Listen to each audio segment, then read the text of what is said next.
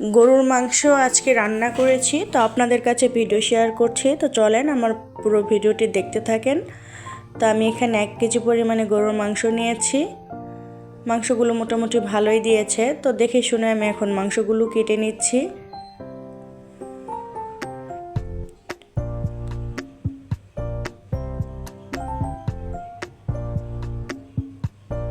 আমি এখন পেঁয়াজ নিয়েছি, পেঁয়াজগুলো দেখে শুনে কেটে নিব। গরুর মাংসে পেঁয়াজ একটু বেশি দিতে হয়, পেঁয়াজ বেশি দিলে গরুর মাংসে একটা গ্রেভি লুক চলে আসে, খেতেও কিন্তু অনেক মশলাদার মনে হয়, মজা লাগে তখন। যার কারণে গরুর মাংসে আমি একটু পেঁয়াজ বেশি দিই। কাঁচামরিচ নিলাম,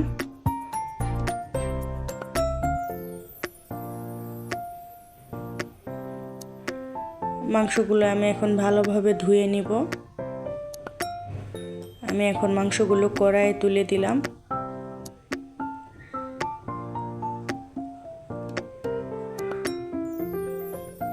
কাঁচা মরিচ দিলাম, শুকনা মরিচ দিলাম কিছু পরিমাণে, পেঁয়াজ দিলাম, আদা রসুন জিরা বাটা দিলাম। আদা রসুন জিরা একটু বেশি করে দিতে হয়। হলুদ দিলাম, লবণ দিলাম, তেজপাতা দিলাম, দারুচিনি দিলাম, লবঙ্গ, লং, সাদা এলাচ, কালো এলাচ দিলাম। এখন আমি সয়াবিন তেল দিচ্ছি।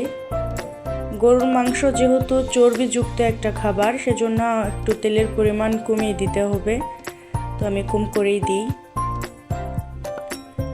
মাংস মেখে দিতে মাংসের হাড় লেগে আমার হাড়টা কেটে যায়, যাই হোক তবুও অনেক কষ্ট করে মাংসটা মেখে দেই।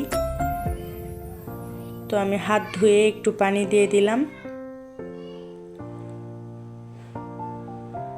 এখন আমি বিসমিল্লাহ বলে চুলাটা জ্বালিয়ে দিলাম।